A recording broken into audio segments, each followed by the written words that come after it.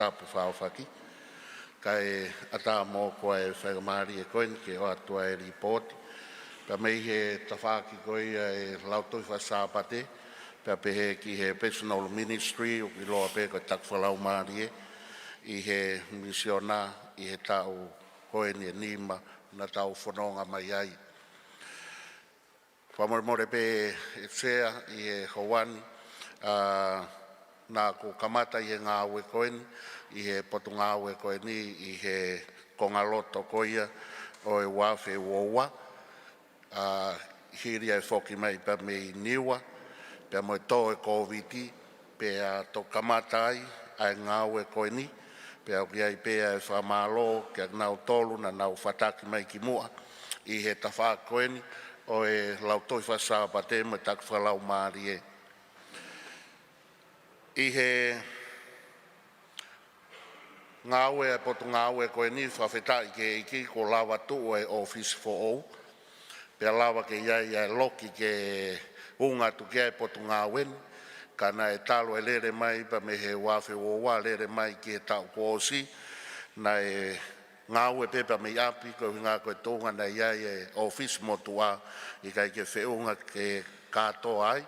Ngahi loki mai ngahi potu ngāwe pana i hene pehe na ngāwe mai pehe Sabbath school pa mai personal ministry pia mei hau fotua anga o toki au ke taoni iai loki ke hoka tua e ngāwe na iai ngahi pore o e ngāwe o e potu ngāwe koeni uraki pe ko hui ko wā mama o ko nofo koe pia mei api o ngāwe pia mei ai pia mo e tu koe ngāwe mei ofisi pea koe lere mai koe ia potu ngā wena lere mai pehe whaunga motua lere mai aki koe kehe peke lawa e rei soni hono pā ki pea tufa pea kai ke ngatai ki he lawa peo whapapau whai pea e ako pea moe kai ngalotu whanau nau i koe hi koe ngā we koe ni pea ke mulawe i pe i e lere mai koe ia mei api whai at pe ngāwe mei ai, kana iai pe kup whengawe ak whakataha pa moe potu ngāwe koe ni, ai ana iai a nofo, koe ai ana ne nofo ki e tawha a koe ki hono pā ki a re soni, pe kai ke ngātai na e tokon lahi mai ki ai, pe mo pita klu, tare kita koe e mitia, i he design koe pe mo hono teu i koe e re soni. Pea i anga koe e mau whengawe aki, māngai e tō taha, pea arimoni e tō taha, pea tō mololo e tō taha. Na mau whenga pe ke mau whengawe aki, i a whounga e lawa ke langa ngāwe, ai potu ngāwe koe e lau toi whasāpate. Pea hange koe ka wenga koe na tau whanonga mai ai, I will go, te walu. Pea nai whai ai ai whenga ai ki potu ngāwe koe ni i he pore ko hi koe anga e mau no fō pea moe whetu taki ki he ngāwe e potu ngāwe lau toi whasāpate moe personal ministry pea moe kawenga ke mau alu ai potu ngāwe ke kau he alu ai misiona moe ngāwe lelei ke whahoko. Na mau whotu uai ai whakau koe ni pea sea koe mea koe ni kou lawe ki ai, koe ripoti pe mea mau ngāwe aki he tau koe ni na maurere mai ai. Na mau whotu rewa ki vesi koe ni, ke ne hanga pore ki mau tolu, pe lawa ke mau aluatu ai ke kau ofisa i ngai seswa kolo, pe lawa ke uatu ai kau ofisa i ngai seswa kolo ki he me mipa e siasi. Pe na mau to'o mai ai tohi aura korinto vai ta.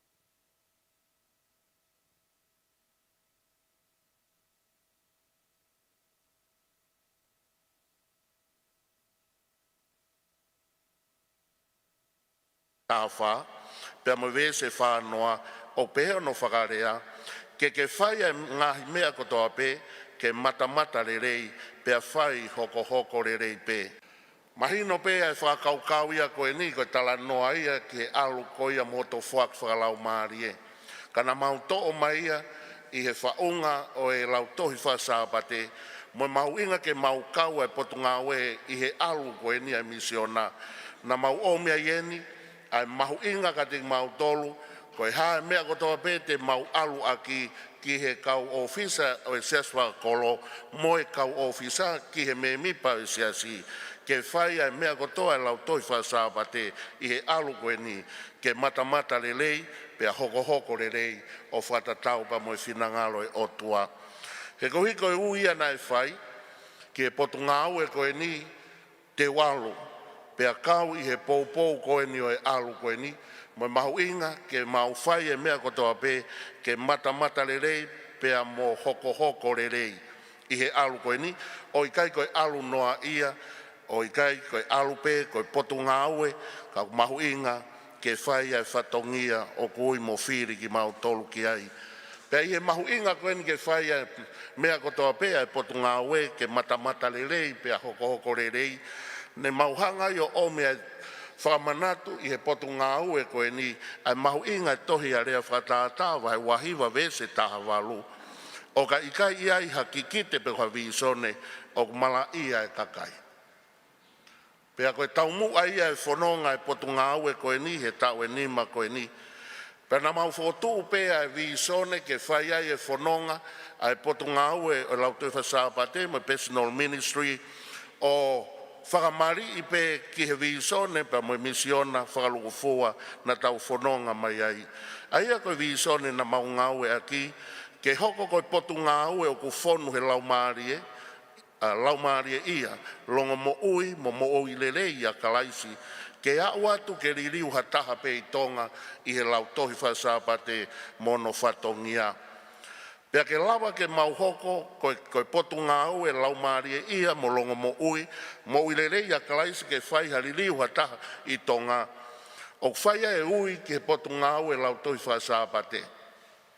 Ai potunga au e lau toi whasāpate i o nau misiona. Ke tau ui mo omi a Tonga ki a sisu, a ki a e ako e wholofola, whiohi whakataha, a uatu ki a tiki nau tolu, whamamawhai a ngā au e whamamanlahi, mo teu teu ai ki nau tolu, ke wheiloaki mo sisu, hene toi whoki mai. Aia koe misiona ia, o whakauho pe he mafu, o lau toi whasāpate, aia i he mea lalahe whaa koe ni. Pea koe taha ia, ai ui mahu inga, mai potunga au e lau toi whasāpate, pea moe personal ministry, nai whakahoko i he tau e nima koe ni. Pea mauhanga o whakawae i he wholofola, pea pehepe ke peni ai kaunanga, te ulawe ki ai, o talanoai koe lau toi whasāpate, koe taha ia, o e waa mahu inga i he ngāwe whamisinare ai siasi. I kai ke ngata pe ne o mai ai ilo i o e wholofola, ai o tua, ki he iki moi lalahi. Ka o kune whaka aaki i ate ki nau tolu ai ofa ke ngāhi whakapuripuri ki he mooni. Pea moi veke ke ako maa ki nau tolu. Kai hirio a hono ako i ki nau tolu ke mapure i e nau moui aki e ne ngāhi ako naki maa oni. Koe whakatonlea pe ia me he pene a kaunanga i he akonaki ke kau ngā au e whaka i he lau toi whasāpate i he pēsi hongo fulu me pēsi tātaha. Pena e whai aki hono pore i e pot o i kai ke ngata pe ai i he whare i ko mai he pene a kaunanga he pēsi hongo fulu me tātaha ki he lau toi whasāpate ka i he pēsi te au taha ni mā whai hono ririu ki he rea whatongau pe he. Koe lau toi whasāpate ka pau e ngā we i whai totonu, koe taha ia e mea ngā we lahi ai otua, ke omi aki a lau maarie, ke nei loi ai mooni. Pea ko hiko mahu inga koe ni, ai pōre o whai ke lau tohi whasāpate, nai whai ai ai tala noa, nai whai ai whotu ka veinga, i he alu koe ni, o pore i ke he tau e nima koe ni, hono whengai ke whakamā opo, ai potu ngā wepa pe ki e kau ofisa mo e fua whatongi au whai. Pea nai whai ai e tala noa i e whakakau koe ni. Mahu inga ki e lau toi whasāpate ke whenga we aki. Ai kau whai ako, mo me mipa lau toi whasāpate, pea mo kau ofisa kotoa pe. Pea mahu inga ke potu ngā weni, e o totonu ke nau whengawe aki whakataha mo ngai potu ngawe ke he, ke ngawe a uatu ke kakai kotoa pe, ngahi kolo, tonga kotoa pe, mo a uatu ke ngata anga mamani. Ko taha ia mea nai pore ia ki he tau e nima koe ni ai mahu inga i he potu ngau e koe ni teu alu koe ni ke mata mata lelei mo hoko hoko lelei pe lava ke whai e ui mo teu ia Tonga koe uhi koe wawe foki mai e ki o mahu inga ke maulaka mata ke mau whengau e aki S18.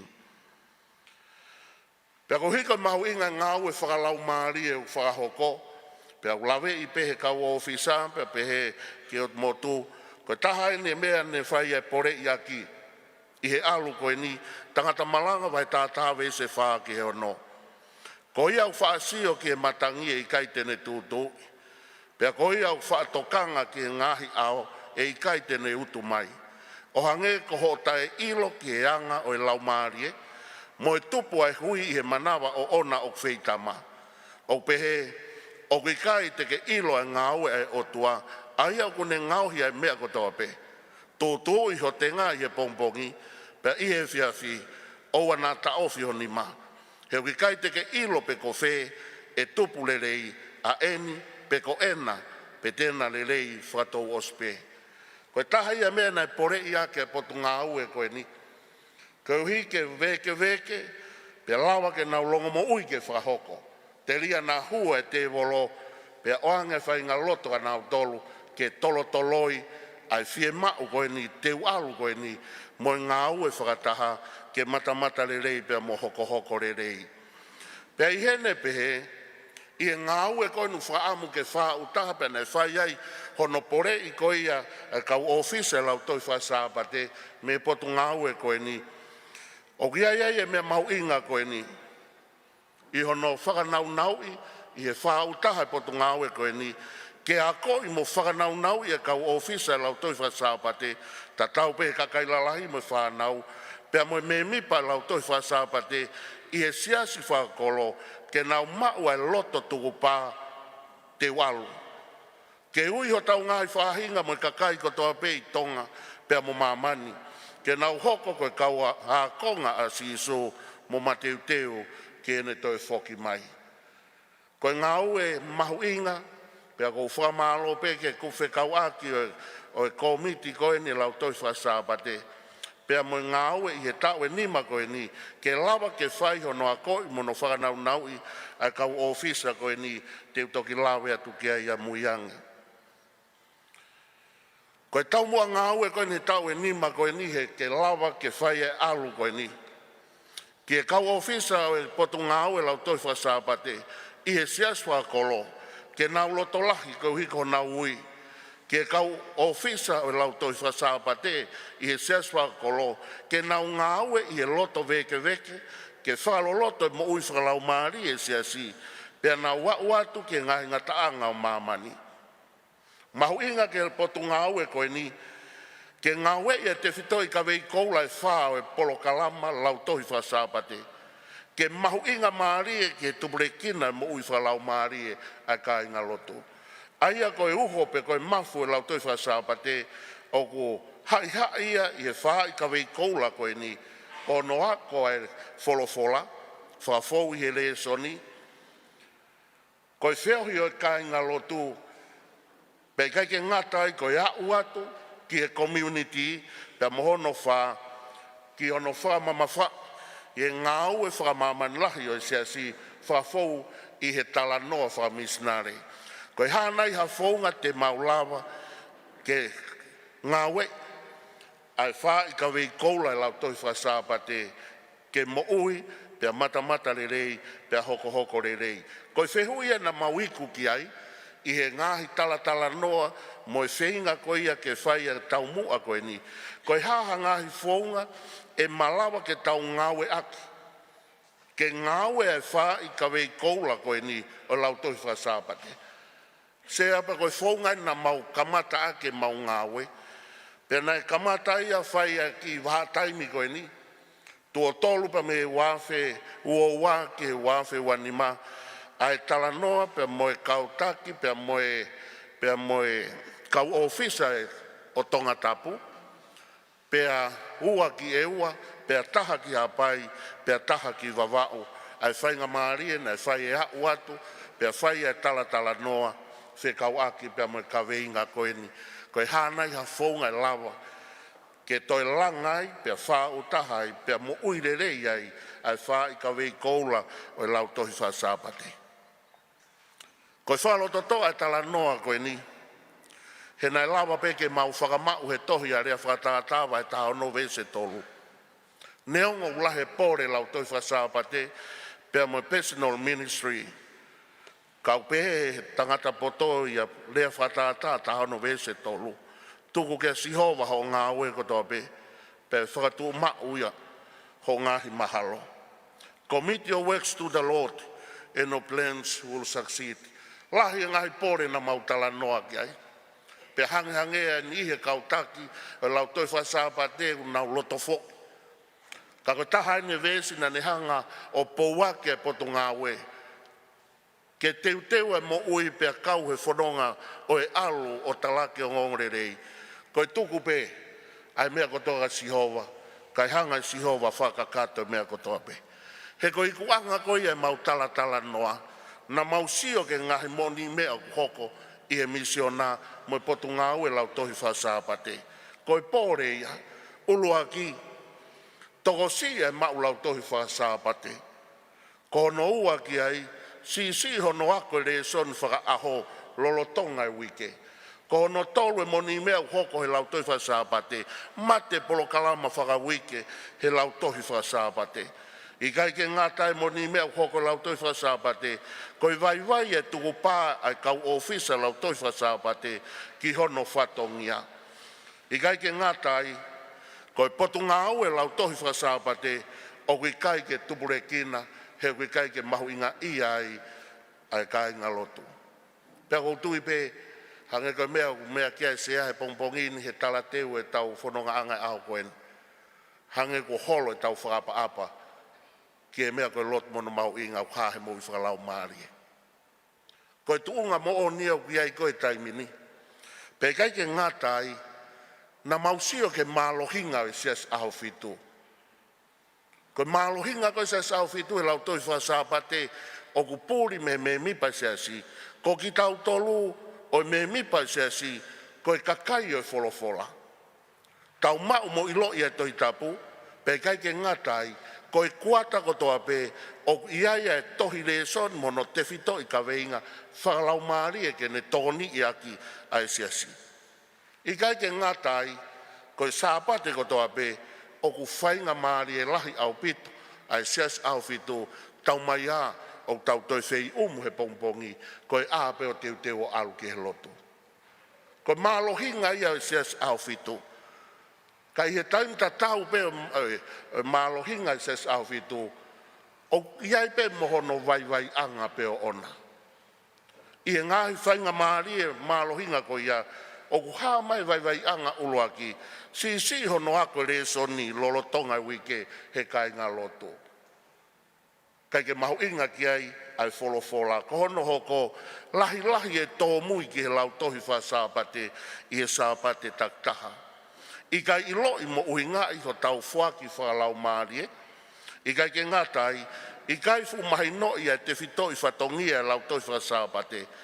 Pe kai ke ngātai, pe he nihe kau ofisa, ko ki mau tōlu ia koe tāpuni whatongia pe I he taimi o whai ai e whiri lakanga.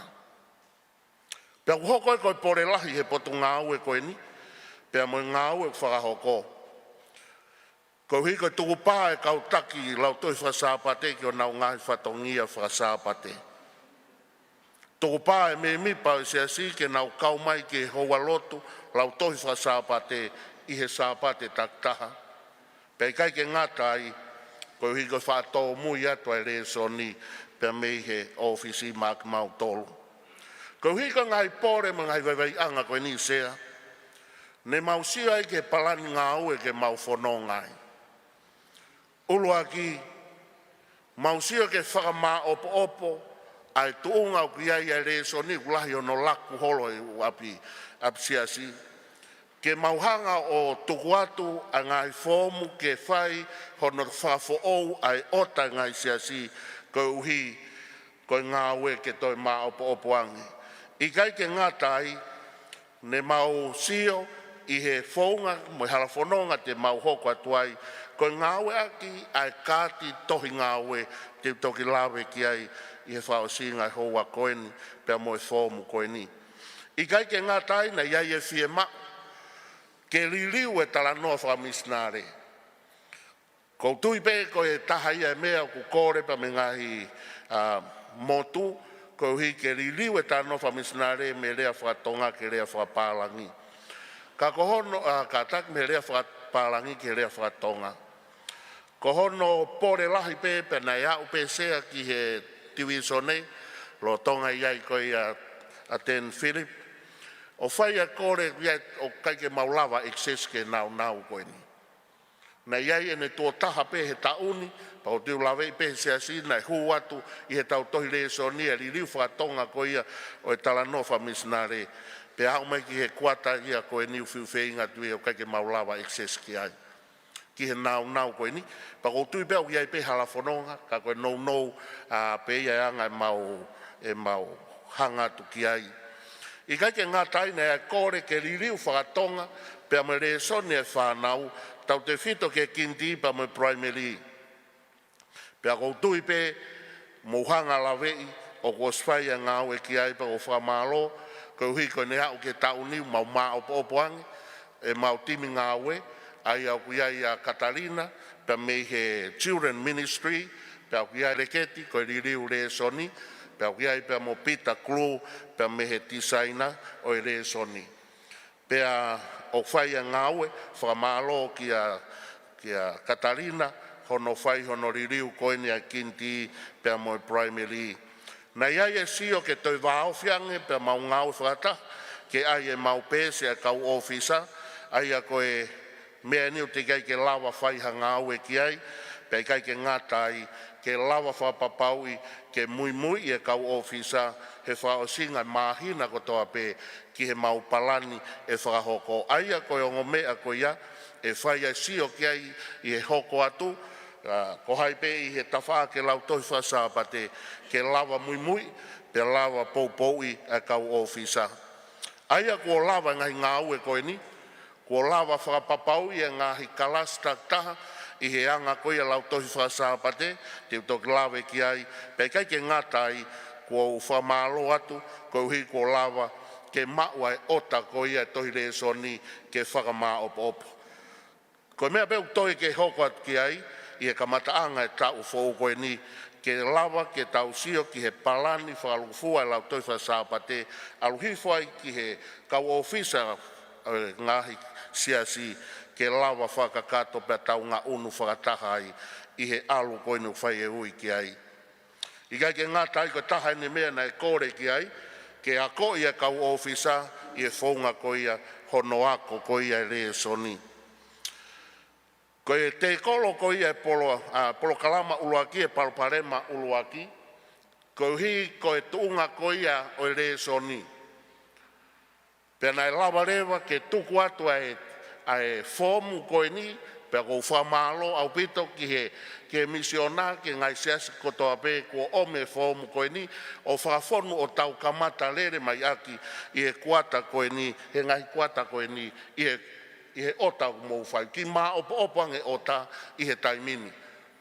Aia kua si tuki ai koe whaungaini pa mono wahe koe ngai kalasi, baby steps, mahina uluaki pe kono whanau i pe o au ki ene tau taha. Koe pikina, tau taha ke tau ua, koe kinti, tau tolu ke wha, primary, nima ke hiva, PowerPoint, hongo full ke taha ua, real time faith, taha tolu me taha wha, cornerstone, ngā ua kia ke taha nima ke taha fitu, pea koe CQ, o ku AVP ke ngā ua ke tau taha walu ke ua wha, pea ki ai re soni ki he kakai lalahi, i he whakatonga mo whakapalangi, pea kou tui, ku mou whai totonu pe, o hange koe mea kou lawe ki ai, o lawa mau, o maa opo, ai whaunga koe ai tau re sonim pia moe o tau whai. Aia koe taha pene o e whakatātā, o e ngahi whom nei tuku atu, koe siasi ene taha nei o mai nau e nau ota. Pia mahino rewa ka mautolu o si whakatahai ke lawa ke ngā ue aki. Hiri koe iha no whakatahai ka atoa u ota koe ni, koe mea ina maua umai ki ai i hono whakamā opo. I ngai se asi kotoa, nai fie mauai ai baby step koe ni uoua koe ni, koe beginners koe ni, teachers guide, fie mau he ngai se asi kotoa, ai foi tohi pe wanoa, ngai se asi nina nau fie mauai. Koe child guide, fitu fitu, I he rea whakapalangi, ka e ua I he rea whakatonga. Koe kinti, ua fitu ki he teachers guide, taha wha ki he child guide. Pea walu taha lewa I he rea whakatonga, ka koe taha wha pe rea whakapalangi.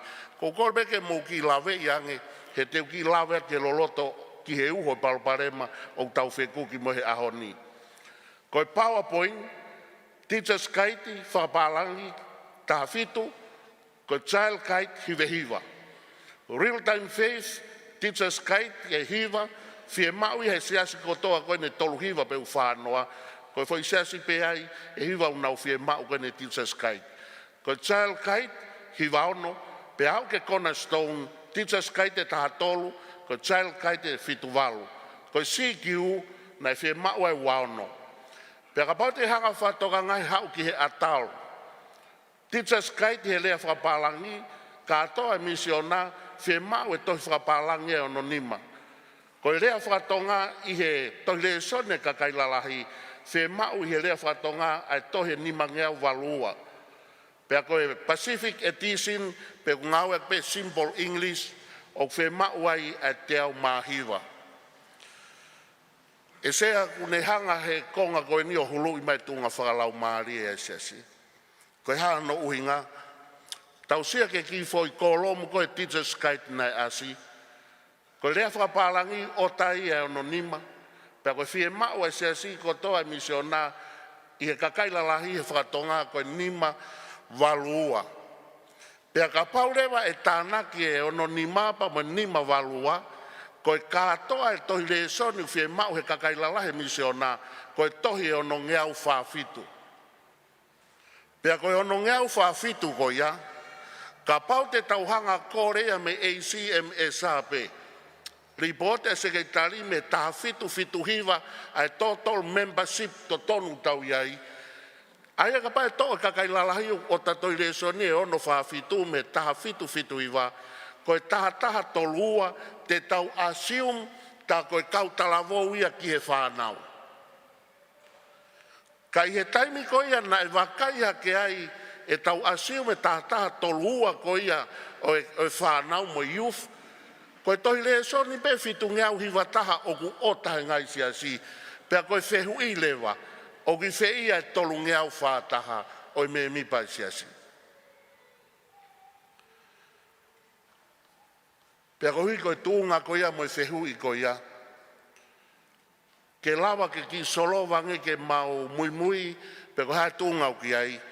Pe ko uhinga ia ku mauhanga ia o mai koe ni, ai ki sāti koe ni tohi ngāwe.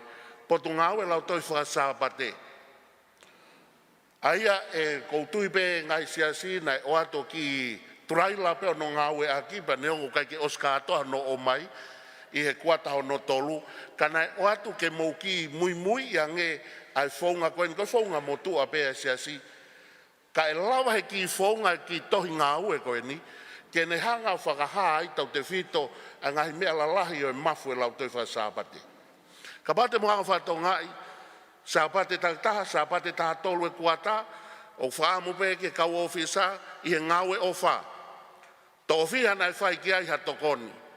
I he sāpate uluaki he kalas taktaha. Lahi e wala nai tu wha. Mau inga whakapaanga mea tokoni nai whaki, houa ngā ue tokoni, e whahai pe nake ki au ke community. Vahe whakalotu, tō whia nake lotu maana he lotonga I wike. A ahi ki ataha, tō whia nake a ahi ki ai e kalasko ia, tō whia nake whai ki ai ako toi tapu pe moe ako e le soni. I kai ke ngā tai I he konga hono hoko mahu I ngā, koe ako re soni. Tokolahi o e kalasina e ako re soni, pea moe tokolahi na I kai ke ako re soni, I e sāpate taktaha ke re koti.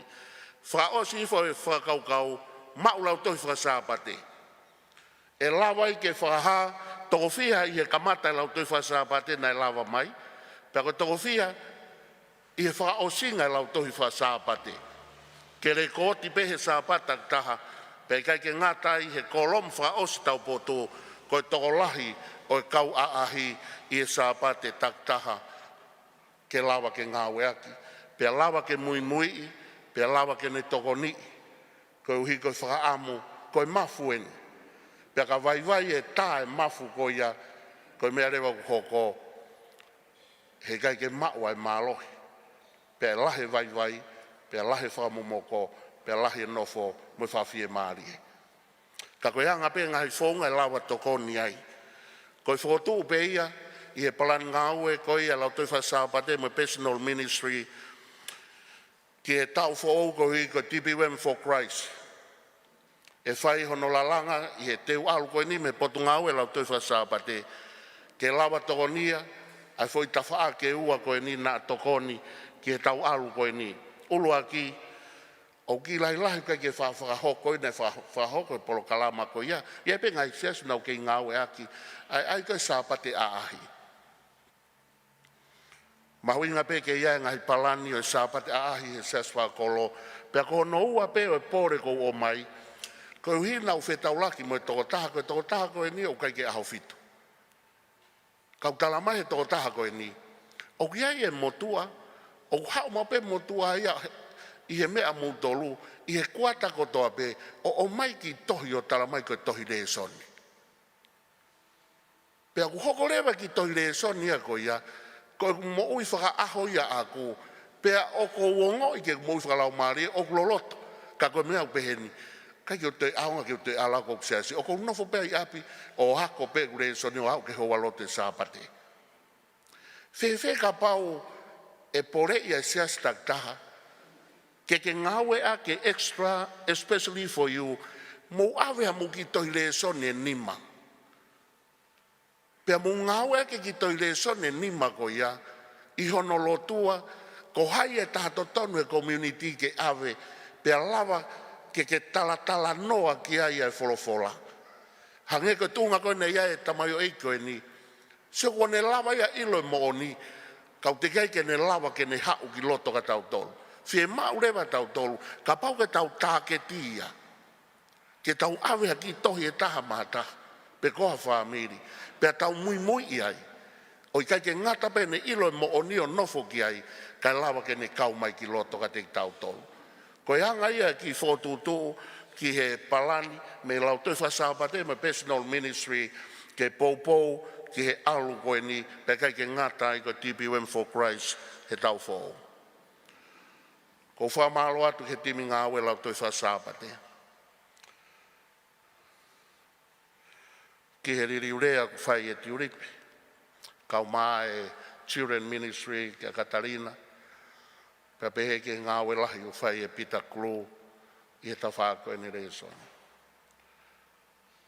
Whamalo atu kak mou tolu malo e poupou, mou lawa ilo I ngata anga motuani e mou whakakato mai. Tupeke lang e iki, I he mea kotoa pe, o mou tokoni ai ke tau ngāwe. Whamalo atu ki he kau ofisa kotoa e lau tui whasāpate, pe mei tonga iki, e ua, kau maa, hapai, wawau kau maa ngoni ua whamalo lahi atu pakou salute atu. Neongo pe e whaingata a e ngāwe, mo e pore o kulahi. Kana kai ke mou whiwa whai, e ngāwe re rei, ko no tataki pe tau lau tui whasāpate, o tau maanu pe wau mai ki he ahoni. Ko kore whamore peka ki mou tolu, ka pau pe nei aha tō whatongia o kai ke kakato. Mou whamore he koe poto pe ani mui. Ka kou o whalahi atu ki mou tolu, pe angai ki o tāpe kena, sea, koe ngatanga ia e ripoti, e lau tui whasāpate me personal ministry. Malo. Malo, io ki paspasi I mei tau tarikita. Malo. Whamalo lahi atu he report whafof. O mai he tarikita he ango patunga matawak mahu inga koe ni. Whafofo pite whangi statistika na hanga o mai o whekau aki mo e ota koe tohi reisoni.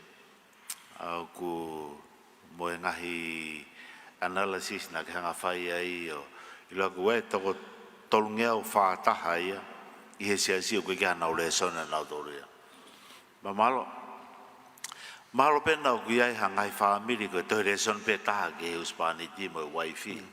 Malo pena o koe sio pe ka hangai uhinga lelei o ui hewhi toko tolwha taha. Malo pena o ku le son taha pe o mātua ka kena afford ke totongi.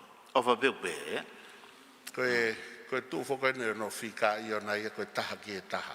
Ani koe mea. Ai koe foi luse tolwha taha koe nukai peke i loa ai. He ko whika i peia he taha ki he taha i tu koe. Io. Kau mahu inga e mea na report mahe tare ki ta. Tokosi e o mai ko maula te whasapate. Pea moe tokosi o ako koe le soni. Whawofa e o mai e ripoti fōu koni. Ko i tau tolu koni tupake siasi mo mana tui ko ripoti ni koni na tau tupake mo ia. Tahi wa tolu fitu ia mo ngai tau ko ia na eke mai. Ui mai hingoa pa te ke i o pe ikai pe na ako le soni pe rekod le vai o. O ripoti mai ki ofisio i loa ngai umea ko ia. Pea mahalo na lahe tae ako le soni. Pea kanseria he kau takia ko ia ki o te whaharipoti pe henia. Kau whafofa no te whafoki mai. Ke ilo pe tunga ko kui ai koe ai ngahi tunga ko ni ke si whahano siofi. Ke whahano siofi. Ka ko fie ilo tau ia ki he. Nga whoki ai taki me koe me he misiona. Ka koe konomoni koe tau kau whai kau.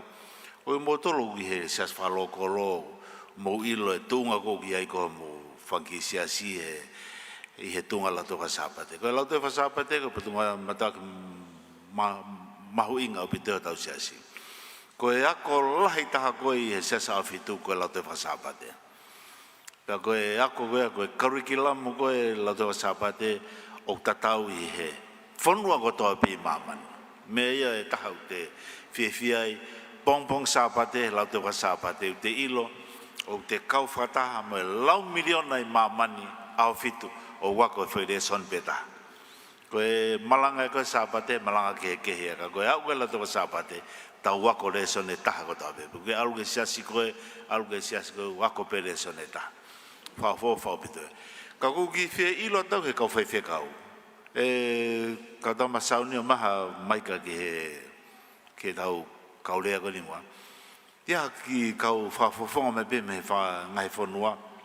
Ki wahe mai pe, ai whanki whonga mo whai i o mo ngai siasi, ke whalotolahi ia ke ako koe re soni. Mo e o mai koe ke lato whasapate. Koe koha mea nia ko tonga ni pe o ku whiangangai mo ia koe palapale ma whakamamane nia tare kita. Ai toko si i koe lato whasapate. Kau ki ai pe ngai whanua ia, ia pe ngai whanua ko e ako re soni la te wasapate whaopo. Kaua e ango whanua e ango tangata koe ni.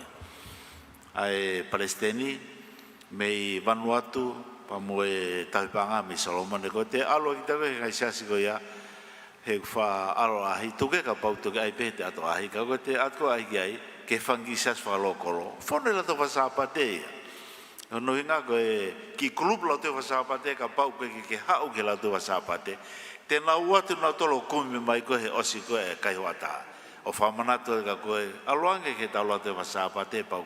Whamana koe nau lato wasapate anato. Ka kou koret ke kau whai whekau. Ki taktaha mai pe me vai whanua ki wahe mai. Ai tūnga u kiaha mo lato wasapate. Mo ngahi mea kou mo whai ki whaleri ia ho mo lato wasapate. Ako re soni mo e mau lato wasapate. O ka pau ia ha whangi whaunga.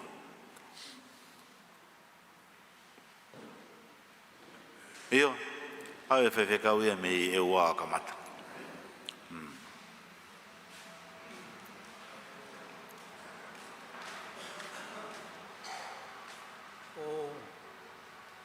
O kore peke uhu whanga te whatapu pe mo e konga ke uki la pe ai. O whekaua ki pe mo e te whakoni. Koe kongo e usia koe taru e ku whanonga mai he lato i he kisiaso e ua. Pe taimilahi o ko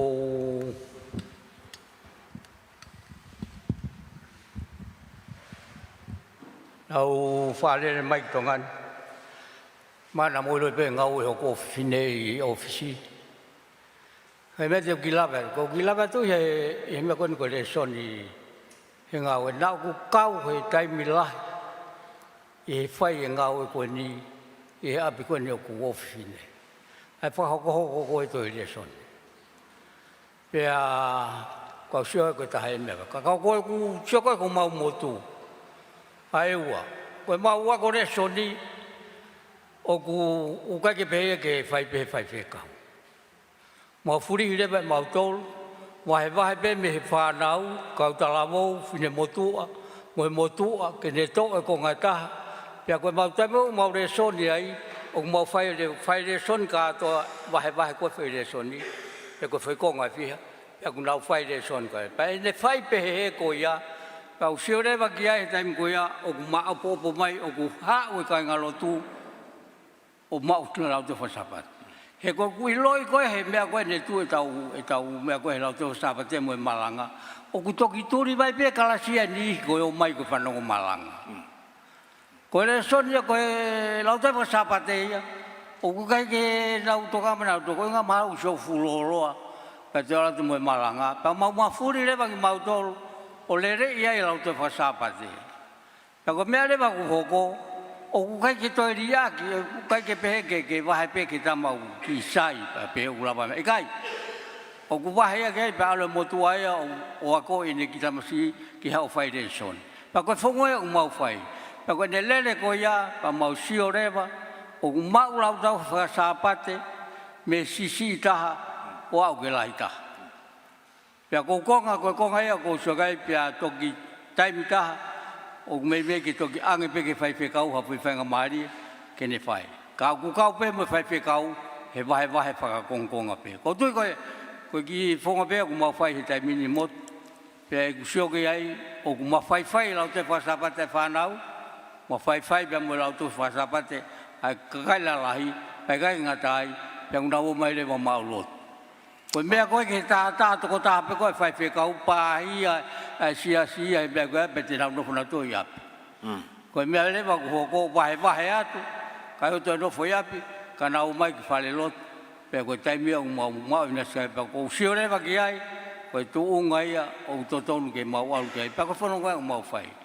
Pe koe whamalo atu he te whai koe tō ape he report koe ni, koe i mea pe taha koe ki kore atu pe ke ange mua pe tam ko mai ko mau tole suni pa ange ki mu ange ko ngalo to mai kuata ia pe ange tole sonia o wa se fai pe ku ha tole suni ba tole suni ki tole suni pe ho ngo fulu pa fe ka ngalo tu ka ki me ko le ka pa ka ko ai fa seni ti o pe ko ki mau seni ange mo to ke la pa ange to mbua ka te au ko to tong iau Koloa ke tofu ke tu fatu ko ke ka ngalo tu pe alu mo ndoi le soni.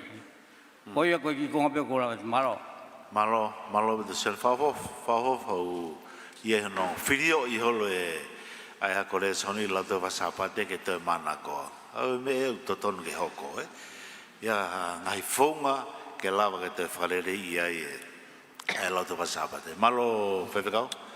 Por pe ke u va pe fatapu. Tape ke siapa pe ke tale kita o la do frasapate ko i me pe ko to ko dia i tafake ripoti ko ni ko vai anga ko ni ma ko ha vai anga pe ko follow pe no pa fa ha ko ai ma nga to ile so di ku ka ki fa ka to anga ta pe fa nau pa pe o ke matu pa ko mau ngai o ta ko fai bai ko me ho mau ngai feitu o gange pe ko ngai fika ko na pulia o ku me o ku ka kai la he to ko tolu he api ka ko to ko wa pe ai ko fa papa na ko na le soni pe ko api ko ya e to ko u pe a no finga ko ke fa mahino ma to le soni ki ono ave ko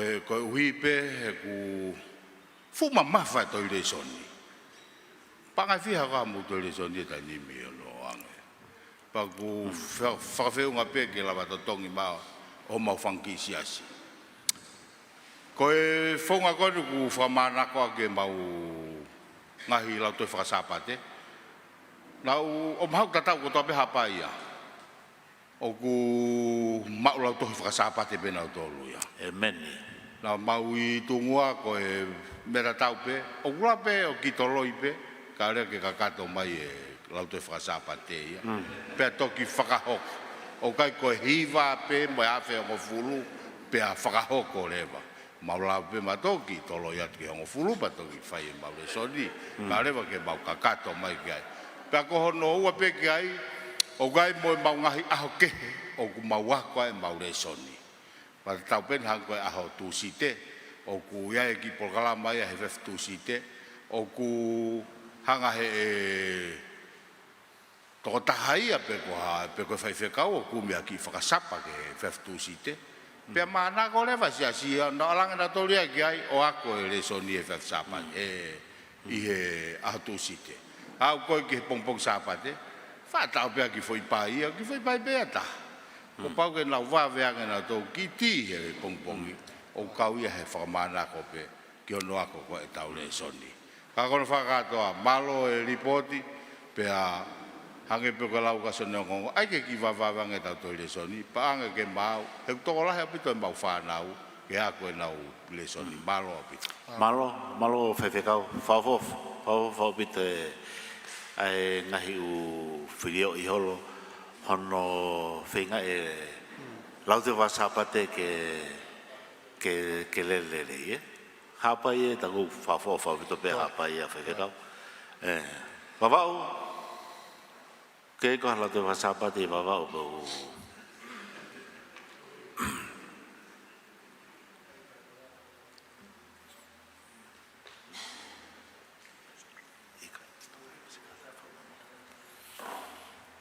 malo se malo ku mau tatau pe mau fonga ki fonga pe na kwanga fa to nga I he malo tau ne u ko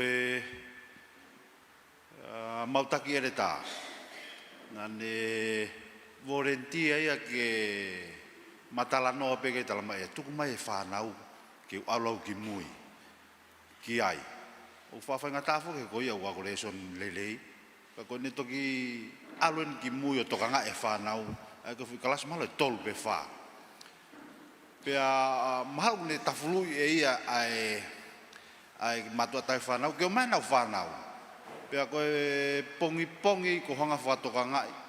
Ko ngā koe whemau koe ke o mai koe kaureka whawawawai mai pepa mo ngō mātua o mau ai lau toi whasapate. Ne hanga e au ai pa mo kimia tokoni. I he sapate koto ape. Pea neongo e whemohea ngō mātua ko whato ngai ko paupe whoke nau hanga o mai e nau whanau. Pea whakapupu ngai pepa mo whine mātua ia I mui I he nau whanau. Ne hanga lewa ia o tānaki mai whanau o tokolahi, whai me nau ki kai, pe koe kai koe kaureka. Lere lewa ko re sonia ai whine mātua ko hola ko ki mui. Ia e kulupe ua I he kakai lalahi ko hanga whatongai. Ko toi turi mai whuk me mātua tangatai. Ko whai kulupu ia taha ia, mi whakataha ki ai mātua tangata. Ko hanga whatongai manakoa.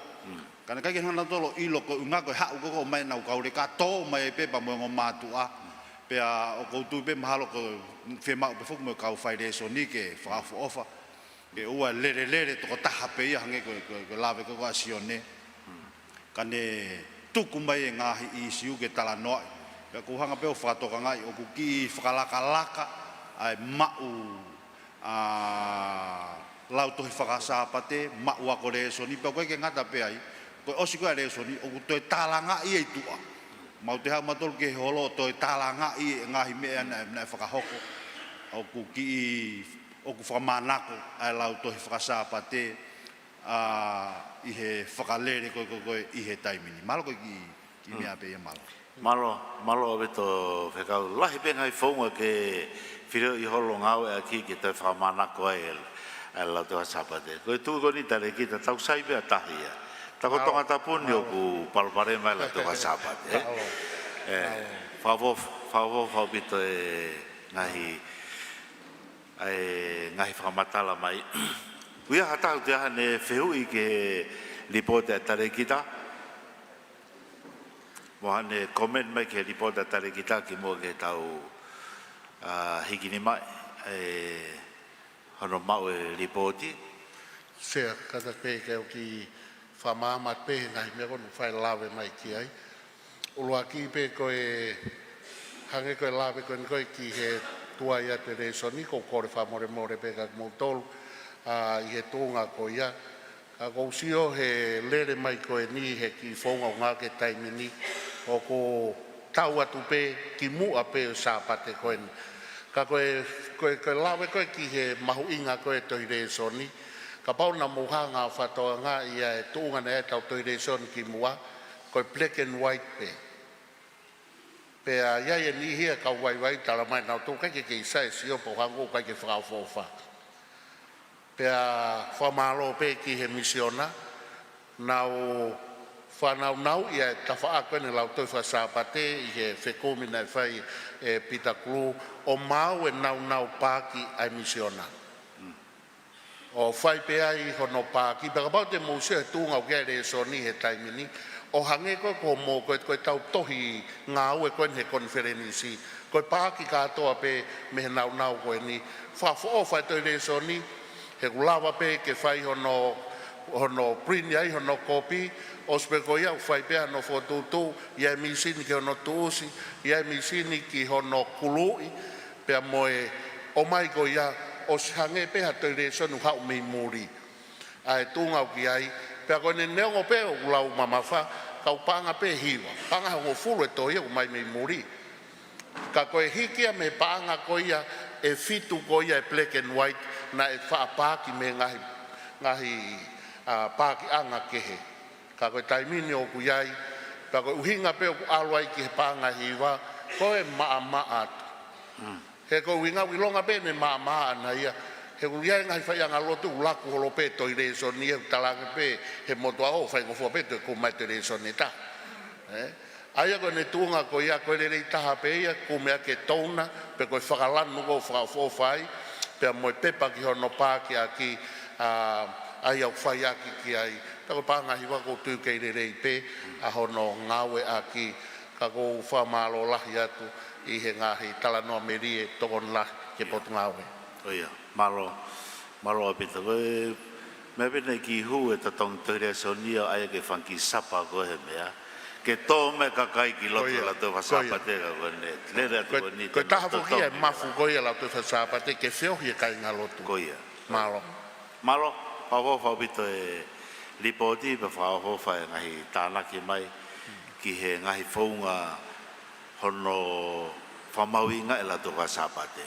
Lau te whasapate, hange koe ne mau lapet ka ne nai, mahu inga ke ta honga whapapaui, o wako he tau hotau kai ngā lotu, ai nau lesoni. Lesoni la tō whasapate, ako e nau wholofola. Kai ke ngata pe ako e lesoni, ka koe lau e nau leo pongpongi. Koe siasi koe ni, koe siasi o iloa, koe siasi o e wholofola. Koe ai ta wanga o whamauinga, ai ako e lesoni, o mai ka kai ke la tō whasapate.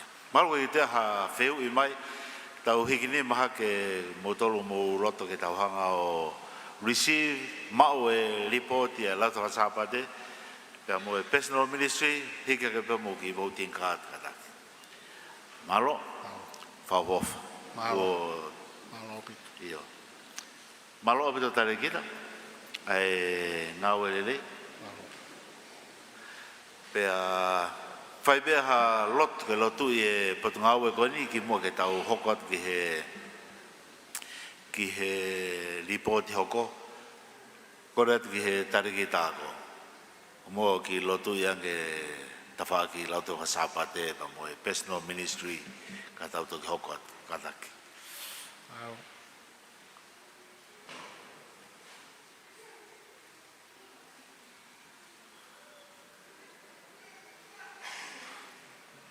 Tau lotu. O tua ma whika mau tamai ofa e awhiona. Mau whawhitai mo whamalo I he tau e nima ku mau whanonga mai ai pa mo e lautoi whasapate. Pea e kei tuu pe ko mau malohi a ngā ia I he whanonga anga hoko atu I he tau e nima ka hoko mai. ka kou hapai hake, a ho tamai o eiki, e take lau toi whasapate pa mo e personal ministry. O tua mafi, hipo lau maari e maanoni o whakateunga kia, whakaivia, whakalotolah, ka kou lotua ai poupou o kuwhai e ne ki komiti, pa pehe ke ono whamiri, eiki mau hapai hake, e mau tolu e mau moui, ke toe ngā au e aki, ke hoko ai lau tohi whasapate, hange koe mea ku mau mahino i, koe kakano ia o e mau moui i whakaristiani. Kai tupe mua ke whai tāpue kina ange, ai tare ki tā, pa mo ne potu ngā ue, ai sea, pa mo me mi pakotoa e konferensi, hapai hake nau moui ki a Fiona, i hua whasi sukalais ko ano ko makwa moui, amen. Amen. Meni, Maro pito tare kita e ngau. Lato ka sapate nei koe ngahi sapate taha koe taha ia e mea na look forward ki hau ki he whai lesoni. Me e pe kau tangata i loa na hanga whai lesoni mana mana koa au pita. Pako tui peu ke ia i pe ka kai pe heu na hanga whai lesoni i o tau ngai sea sige whamana koa i ako koe lesoni. Koe ripoti hono ua, koe ripoti koe na e kautalawo. Mo ki tua hopo ki whao e rotonga no teu e ne presentation ni, ka tau toki hoko atu. Mano.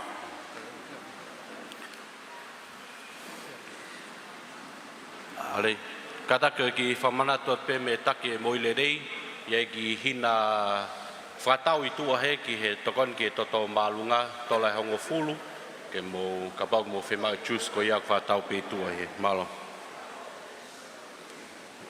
Almo ki tua ki he.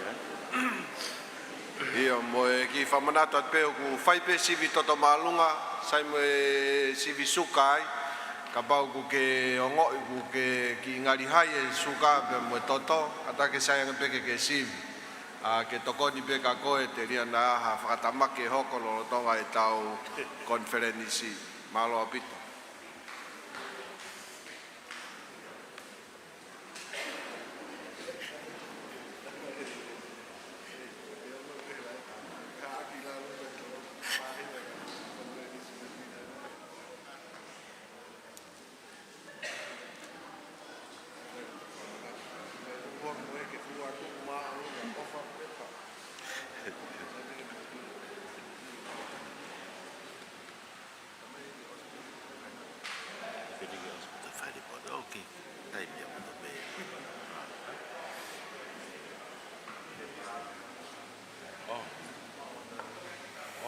Where did I plug it from?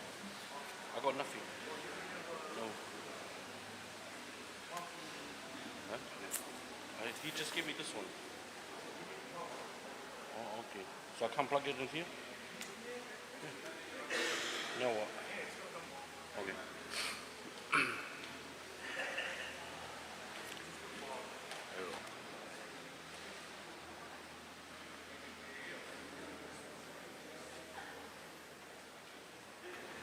Yo, o mau pe koe porque algo malo. Sai, ata mai pongpongini. Kore beke o hufanga atu e talafatapu na e kamata ke tau polokalama i he whatahanga i he pongpongoni ka tā moauha whengamari ke whakato e whatongia ko whakakona ki au i he pongpongoni pe o whiawhia pita e mau e whengamari koni na tā mai pe tare kita wahe whonua Tongatapu ane afi. Tene lere i pe kamata pe au lere i lewa to ngā au ke lunch. Pe au whenga i pe o kripoti ke loa ka kousio ka ova mi te tahani mate o loi au ia. I o kripoti ka kusaingi pe no ka atu pe ai mooni ko ia ripoti e kautala vau ke Quinquennial. Ko e ripoti ene e pot ngau e koe kautala vau me wawhe wataha. Ke wafe wanoa a wanima. Pea koe ngahi pot ngau e koe, i he pot ngau e koe kautala vau o kau ki ai e Adventist, Pathfinder, na whamalu e ngo kalapu koni ki e Junior Youth. Aia koe Adventist me tau ono ki e tau hiva. Pea koe Pathfinder me he tau hongofulu ki e tau tahanima.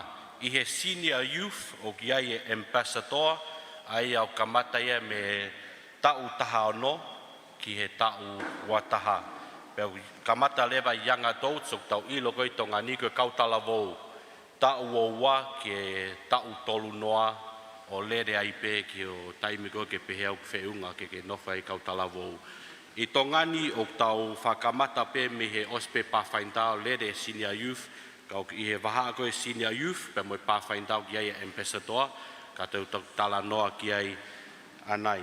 Me he wāwhe wataha ke wāwhe wanima na iai tare kita e ua, nana tataki mai ngāwe koe ni kautala vou.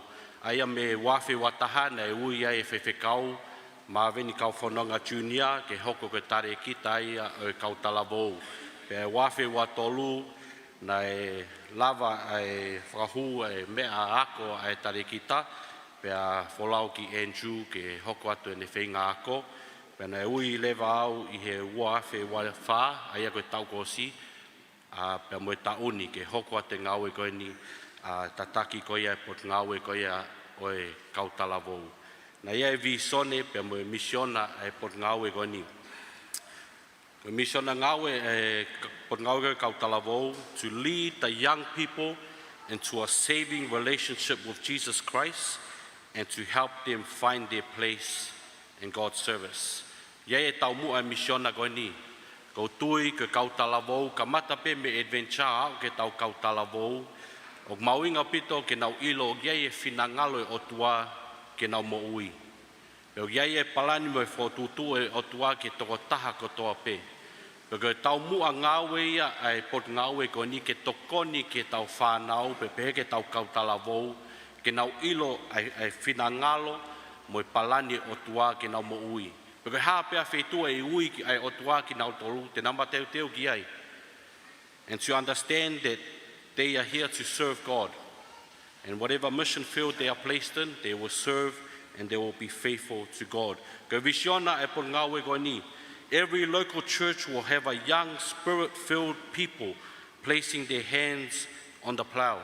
Taha ngahi mea ko fia lahi ai, ko kulawa ke ngahi siasi lo kolo, ko sio ke tau kautala vou, nau whaifatongi e siasi, o gie nau ngahi lakanga, ko kau tīkoni, ko kau taki e ngahi pot ngawe, neonga nau KCE, kau nau malawa ke nau whai e ngahi ngawe koe ni, pe koe teu i le rei ki nau tau ke nau hoko ko kau taki le rei i he kaha u. Ka koe visiona ia ki ngahi siasi lo kolo ko toa pe i he misiona Tonga.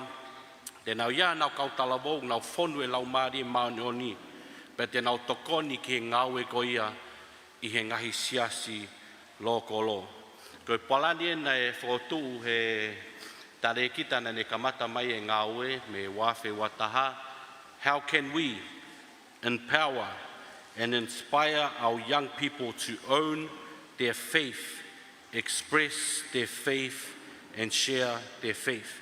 How can we strengthen spiritually amongst young people in a world of so many distractions and influences? How can we be more intentional in training, coaching, and mentoring our young people to take leadership roles with all levels in the church organization? Ko ripoti ko ia i he pongpongini. Ko ripoti pe ngahi ngawe na whakahoko e pot ngawe ko ni, ke malawa ke whakahoko a strategic plan ko na whakotuu i he wāwhe wataha. Ka ki mua iai, tupe ke omi ki ngai ki whika ko ni me wāwhe wataha, ko kalapu adventure aia me tau wha ke tau hiva. Ko ngahi kalapu wen me he wāwhe wataha, ke wāwhe wanima, pe koe toko lahi eni o ngahi kalapu ko ia i he adventure. Pe mo whatonga i peo tawa mai ke wāwhe wanima ki holo sii ai kalapu, pe pehe ke toko lahi ko ni o whanau ko ia i he kalapu adventure. Whatatau pe ke Pathfinder, wāwhe wataha, kalapu e taha hiva. Toko lahi, wangeau, waluono. Wāwhe wā kalapu e wā tolu. Wāwhe wā tolu kalapu e wahiva. Wāwhe wā whā kalapu e wā whā. Peke wāwhe wā nima kalapu e wā noa. Pe tau sio pe i he holo mamari pe e ngahi kalapu koe ni, adventure pe pehe ke Pathfinder i he ngahi siasi lo kolo, ka ke whakaloto lahi pe, iai pe ngahi siasi o iai e whanau e siasi ko ia. Ka keke nau malawa ke nau whotu, o ke kamatai, ha ngahi kalapu Pathfinder pe ko Adventure. Ko tau kautala vou, wafe wataha kalapu e wavalu. Wafe wawa kalapu e tolu noa. Wafe wa tolu kalapu e tolu taha. Wafe wafa kalapu e tolu taha. E tauni wafe wanima ke kalapu e tolu noa. Taha e ngahi o ngongole rei ke wafe wanima sea koe malawa ke whotu ha kalapu ambassador i Tongatapu. Talu e he lere mai e ngau e koe ne kautala vou na keke iai ha ambassador. Ngata pe Pathfinder i he tau taha nima. Pea me he tau taha ono ke tau wataha na e puri e hakalasi pe ko hapot ngawe i he vaha e to'u koe ni me Pathfinder ki e kautala vou. Pea na e whotu lewa e kalapu koe koe ambassador me taha ono ke wataha. So ke taha ono ke wataha o ke nau kau ki e to young adults kau nau kau ki Ambassadors Club. Pe e tauni e sias Vaini na malawa e ke whotu e fufua kalapu koe ni Ambassadors Club, pe ko ilo pe ko laita ko ni o keke kakato iai ai kalapu ko ni na ilo pe na o sia o toko wavalu ai kalapu ko ni Ambassador ko vai ni pe na lele mai pe tauni na hanga pe tauni ki trailer ko ki he kalapu Ambassador ko taki ko he por ngau ko ni na taki pe ke Pathfinder ka i he me pe na whakahoko mai ki te au ke he pe taki Pathfinder me kalapu ko ni i e tau kahau. Ka koe whakaamu ia mo e taha e ngahi palani ki e kahau, te tau malawa ke tau iaiha kalapu Ambassador i he siasi ko tōpe. Ke malawa ke keita ki he to'u koe ni e whanau koe ni, ke to'u mahu inga o pito e ni me tahaono ke wataha, ke to'u ni e whai e ngahi whiri. Ngahi whiri mahu inga e whanau, ke whemau ke tau lava tokoni, i e tawhaki ko ia ke nau whaiha ngahi whiri o totonu, ke nau whiri ke nau whai totonu ki he otua. Sai koe ngahi highlighti me wafe wataha ke wafe wanima, hange nau lawe ke ai kamata, koe ngahi ngawe nai lava ke whakahoko. He pot ngawe koe ni ke malawa ke ta mau accomplish a strategic plan ko ia nai whotu e kamata. Lahi ngahi ngawe he ni nai ke o mau ki ai, ka koe ngawe pe nai whakahoko me wafe wataha ke wafe watolu te o ripoti atu iai, ka koe ilo peo ki ai pe ngahi ngawe nai ke o mau ki ai nai malawa he tare kita koe ki mua, nai whai ka te o ripoti atu pe i he information koe nau mau, nai whai pe ma whetu taki, whekawak me ripoti koe ni, pe koe ngahi ngawe pe nai o mai, ke o whainga peo ki lere i taha, ke o te o ripoti pe e tau e ua koe ni nau iai, ka i he tau nima kakato koe ai Quinquennial koe ni me wafe wataha ke wafe wanima. Uluaki nai malawa ke lere ai ngahi kemi ramisiona. Wafe wataha nai whai e kemi e misiona Tonga ki Vavau, koe kemi ne kautala vou nai whakalere iei mo e theme koe ia I will go and connect. Koe whakaloto lahi pe ke tau whanau mo teu ki nau tolu ke nau alu ke whai e ngau e koe ni ai eiki. Wafe watolu na malawai ai kemi misiona ko ia ai Pathfinder mo Adventure na whakahoko pe i heni i Beulah ai kemi ko ni pe na lava mai ki ai ova e toko wange au ni manoa ai Pathfinder Adventure mo kau mui folau na nau kau mai ki kemi ko na whakahoko pe ia i heni i Beulah. E ko ngahi ata pe ni ngahi kemi ko ia mi he Vavau pe he ki ngahi district camp mo ngahi kemi misiona ne lere pe mo ngahi district camp example pe tau ko sina lere district camp Vavau i he Pathfinder Day na nau kemi ai i Mispa pe tatau mo Tongani na lere district camp Tongani pe he ki district camp na lere i he tauni na whaia ki Makeke. Community outreach tahene ngahi ngawe o malawa ai kautala vou o whai. Na egi lea maulawa ke kemi koi hamoa nau wako i hamoa pe ole ala i le pule ole tautua. Kone uinga, the road to leadership is through service. Koe tahane ngahi ngawe o teu i ke kautala vou. Ke hoko koa kautaki le re ka hau, we must go through service. Peka community outreach ke ngawe nok malawa e kautala vou ke nau whai. Nau ke isi Pek nau mau e iwi lahi ke nau whai ngā aue koe ni. Pek o fia au pito ke Global Youth Day ko toa pe, tau ko toa ku kawatu e Misiona Tonga ke ngahi ngā aue koe ni. Kai ko tonga ni pe, kai au pe ke ngahi motu, au ke niua na nau malawa ke nau whai ngahi ngā aue outreach koe ni. Koe ngahi ata pe ni o ku omi ke tau sio ke aho ni. Pea taimlahi whai pe ngā aue whataha pea mo e pot ngā aue moi le rei, ke whai hangahi sivi moi le rei, tufa breakfast I kolo, pako e kilina e community, malawa pe ia, he kautala wau ke whakahoko ai ngahi ngāwe koe ni. Taha e ngahi highlighti me he, I he tau ko osi, ko e TPM Youth Conference, nai lere wāwhi wāwha, I will go and shape the world. Pea nau fia au pito tau ko osi, nai malawa ke mau alu me toko nima hiva, ai tau kautala wau me tongani, na nau malawa ke kau ki he kemi koe ni I hā moa I he tau ko si. Peko taha e highlight e kemi koe ni, na ia e toko taha he kautala wau, na whiri ke fou, I he vai e baptaiso, ko hui kone lava ki he kemi koe ia koe ni. Peko inga ngata iai, na ia e toko wha, na nau hiki nau ni mā ke hoko ke kau ngawe whakamisnare, pa mai o tua I Indonesia. Pena e lava e ngahi whiohi, ai mo kakai ke kehe I e kemi koe ni, pena e whakalata au pito, neongo e afua hā moa, kana e whakalata au pito e mau alu pe mau whiohi, mo e kautala wau me he Pasifiki I he kemi koe ni. Taha ngahi ngawe nai malawa ke whakahoko ko e leadership training, whatatau ke ripoti nai omi me whaiwhekau ma VNCE, nai lava leadership training I Vavau, me aho fitu ke ahongo fulu o ko topa wāwhi wowa I ewa, taha nima ke taha ono o ko topa wāwhi wowa, pea hāpai me he taha nima ke taha ono o Novema, I he tau wāwhi wowa, pe nai lava pe mo e master guide training, o whanofo e kau master guide I Tongani, wāwhi wowa, kau master guide e walu, wāwhi wa tolu, taha ua, wāwhi wa whae tau ko osi, toko taha nima, pea wāwhi wa nima e tauni nai malawa ki whanofo ai e master guide e taha ua.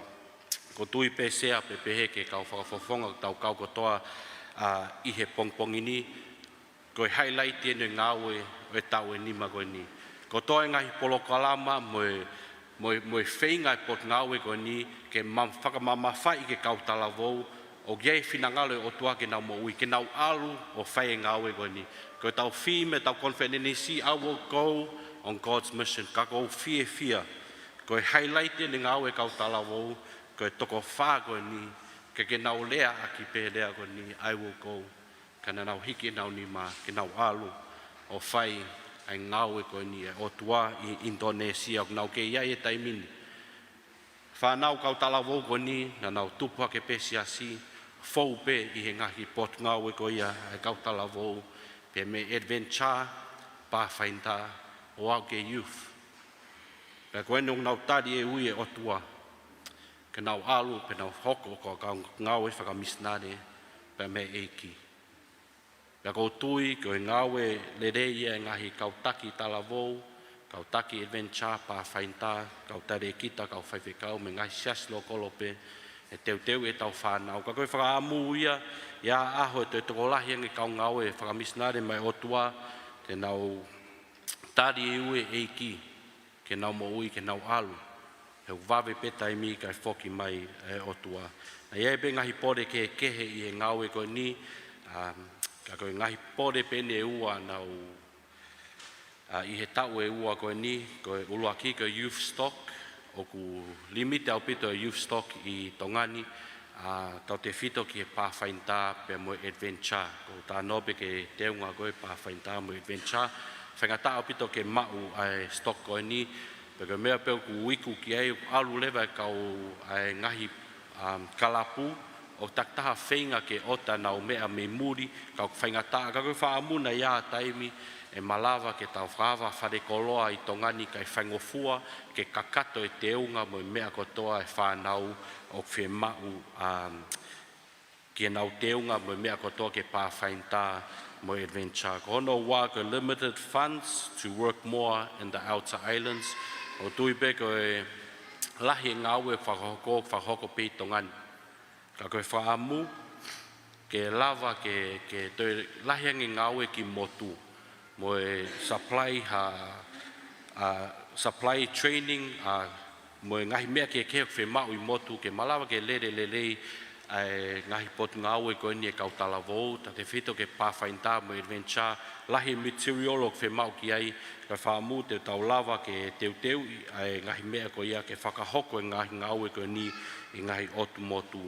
Ka koe next Quinquennial pe koe ngawe tau mua koe ke tau nima hoko mai train and prepare our leaders in discipleship. Ke tau mua ke teu e kau taki koe e ngahi pot ngawe koe ni ke nau malawa ke nau whae ngawe ke teu e tau whanau ke nau hoko ko kakai te nau lava ngahi ti saipare I he kahau. Put more effort into the youth ministries in the islands. Ke whaamu e tau nima hoko mai ke te lahiangi ngawe o ku whakahoko I he ngai otu motu ke teu bea ai kautaki pe pehe ke whanau ko ia I he ngahi motu.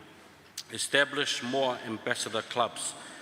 Ke whotu ngahi kalapu ambassador ka pau ki ai ha tou e mo ngahi siasi mo ilo me tau taha ono ke wataha was time pe ke iai ha kalapu ambassador e ngahi sias ko ia ko ke whaamu e ke taha pe e tau kalapu ko ni e tau kahau ke kamata ke tupu pe tau teu e tau whanau I he ngahi kalapu ambassador ko ni e be whotu ke tau kahau Champion for Christ na whehu I mai Palestini pe ko hae ai ngawe e malawa e kautalavou ke whai e tau teu malanga ke tau kahau Ompe quote ko ni me tohi ko kaunanga. The Lord has appointed the youth to be his helping hand.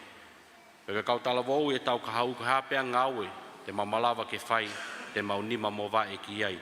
Ka ko whetu ke kirina ha whetu ke ngahi malanga pe ko ahiva pe ko ngahi ngawe community ko ngahi ngawe e malawa e kau talavou ke whai ke teu ki e malanga ko ni.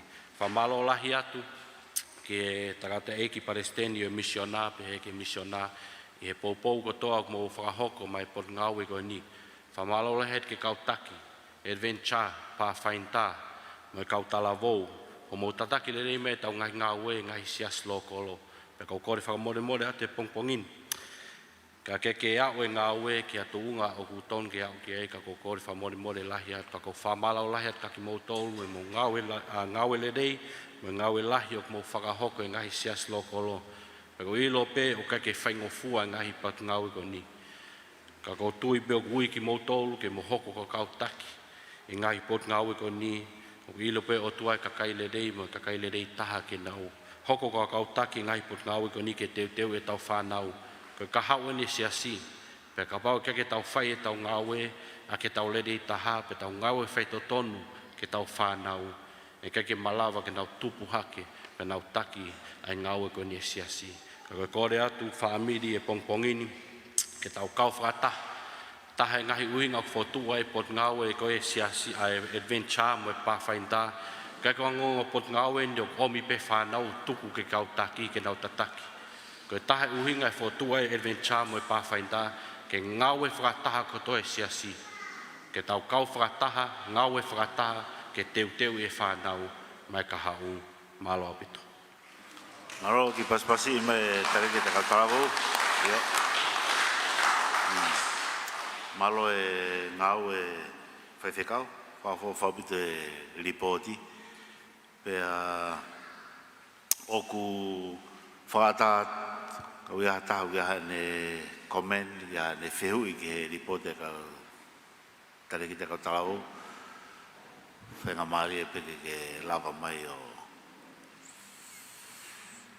lotonga pe mo ke whakaukau.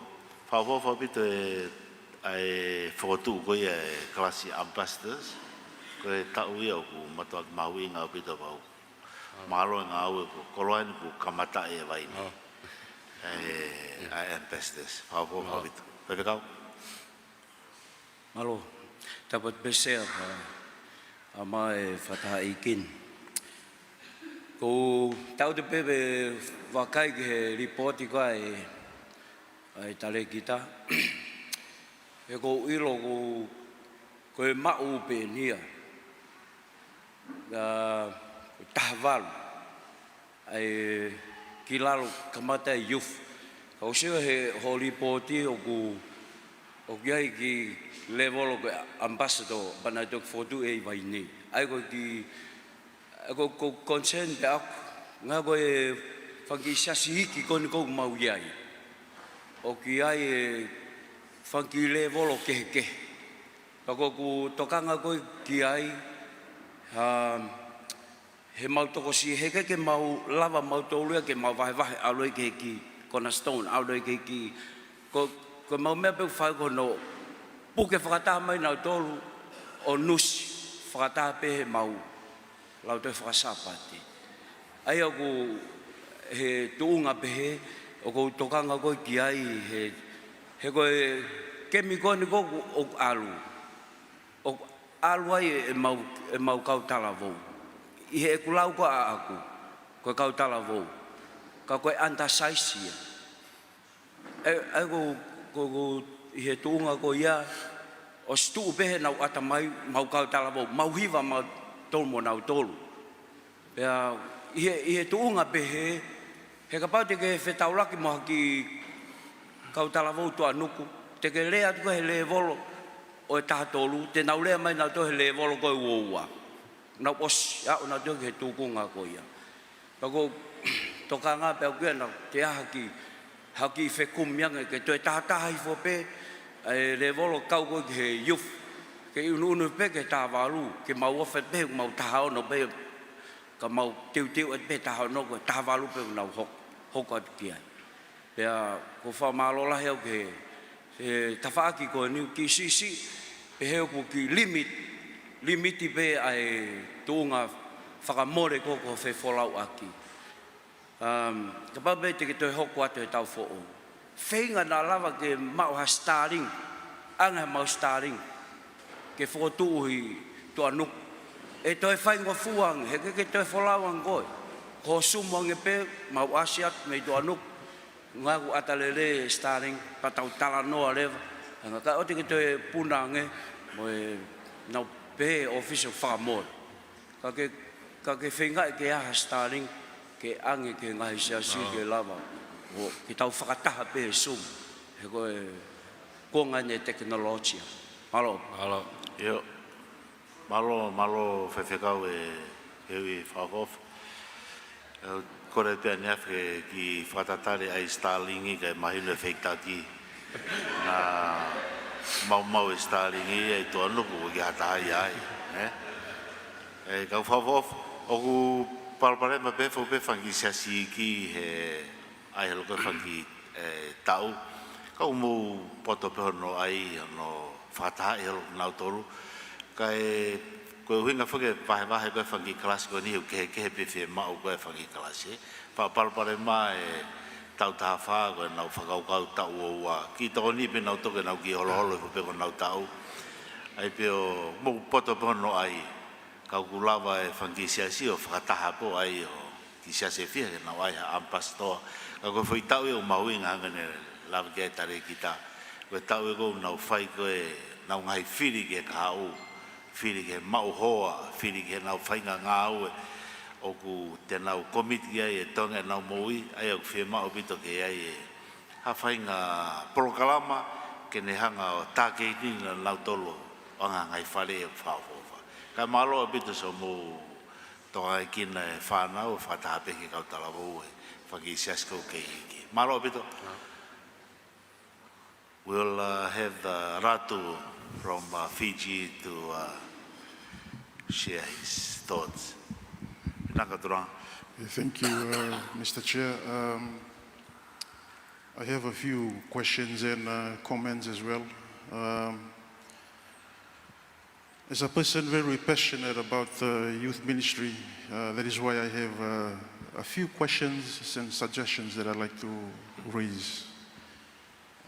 Number one, I'm just going to base my questions on the report that is here.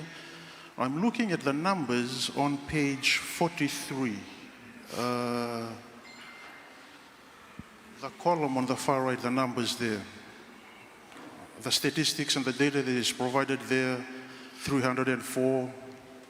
I am assuming this is the active youth members in Tonga right now, based on those clubs. Now, when I compare that number with our church membership, and if my calculations is correct, that is approximately 7%, which means 7% of our membership are youths. That's a very small number to me, 7%. It is concerning because, for me, if we say that the future of our church is our young people, then this 7% is very, very low. And my question is, where are the young people? Where are the young people? I'm looking around here, I'm looking at the delegates, I hardly see any young people here. I'm looking at those who are attending worship here, the choir members, I hardly see young people. And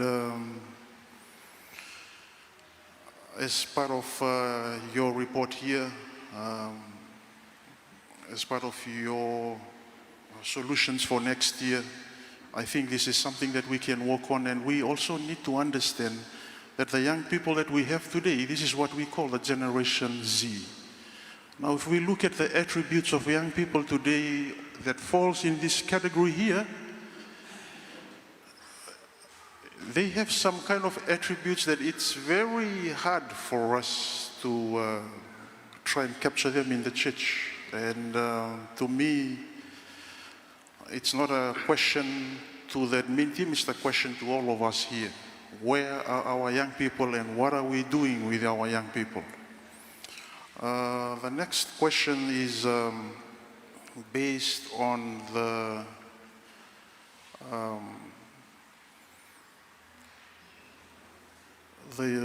youth department in terms of uniform.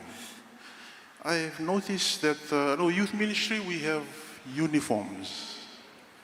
Here in Tonga, I am not really sure whether maybe it's an issue with resources or our stock. I also noticed in the union camp that was held in Samoa, we were one of the churches that don't have uniforms. And I think it's better for us if we can be encouraged to wear uniforms. And the other question that I have here, other comment is the solutions to the issues with the stock. My humble opinion, and I must say that I do not agree with this solution here where each club is responsible for ordering their own stock from overseas. Because what I have observed, and I must admit that most of my comments here is based on my own observation and on my own experience.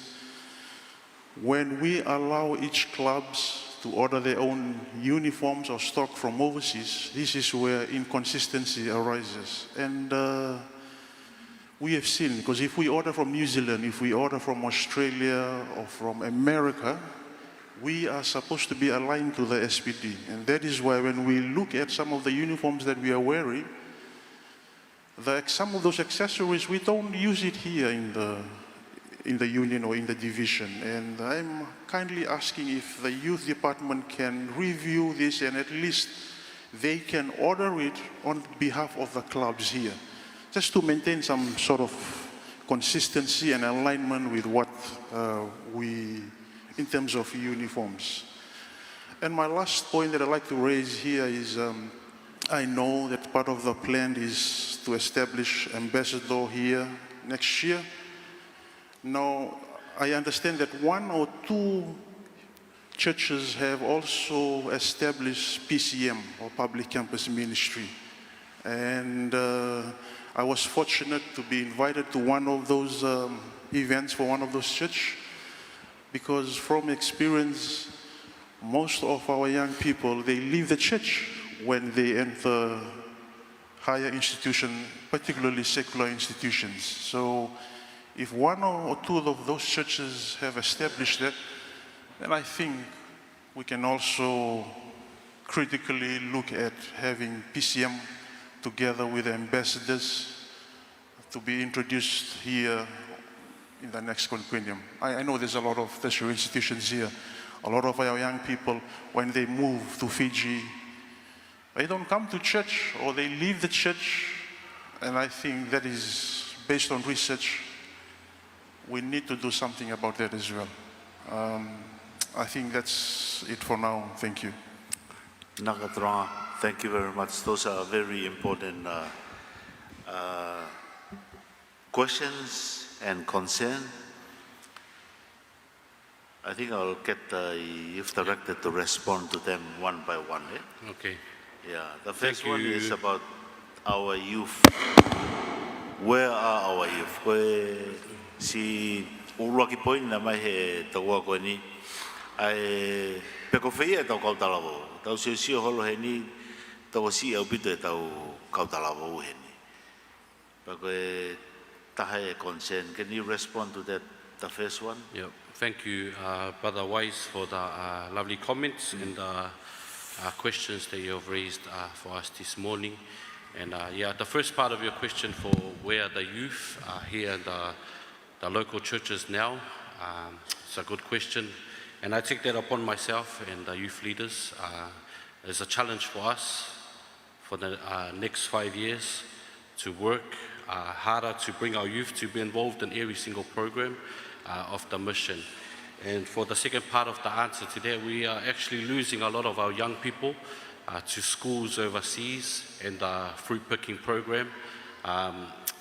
When you talk with the youth leaders here in Tonga and in the islands, a lot of the young people are moving overseas looking for work, and that's why we are losing a lot of our young people. And we have to work with the youth that we have here that's left here in Tonga. For example, the Tofoa Church, our youth just got a lot of members just come back from USP in Fiji. We have about 6, I think, of our youth people that are studying overseas. So we have them in January and in December, and I think that's one of the reasons that our youth is declining in the last couple of years. Malo. What about the uniform? Yeah, the youth uniform, for what I know, is that the Tonga Mission never, I think they never wore the blue youth uniform. We try to start it, and I won't stop. I have my uniform in my home, and I'll keep wearing it until the youth want to follow me. I don't know, maybe they always say they don't want to look like the custom workers here in Tonga, but the uniforms actually changed. There's a new uniform that Dr. Paco introduced to us in Samoa. So I think if we introduce that new uniform, the Tongan young people will love to wear that uniform. And I think the next one was the Pathfinder. Ordering of Wise, the solution in the booklet was the solution we came to this year. Was that everyone just ended up ordering their stuff from overseas. But like you mentioned, it's messy. Different uniforms from different parts of the world. And when we come here to Tonga, everyone's wearing a different uniform. But we will continue to work on that. And like I said in my report, maybe the solution is that we try and open a shop and we work alongside maybe Fiji or Samoa where they can bring in stock so we can just be one here in the Tonga Mission. I think the last one is any ministry to our non-advent, public schools. Do we have any things Malo. there? What Wise was talking about was the public campus ministry. Hasn't been set here in Tonga. We're trying to establish the ambassador and then slowly work into that ministry. But what Wise is talking about is very important. We have a lot of young people here in TNU and all the schools here in Tonga, and I believe we can establish a public ministry, a public campus ministry for those young people, and we will look into that for the future. Malo apito. Ia. Whawof. Malo apito ngahi area tatana whaipehana tiki siofi ki hana toka kina. E tau whanau o una wako koe ngahi apea koke. Malo apito tarekita. Ia bewe ki ke lavega de nai ki he reach out program,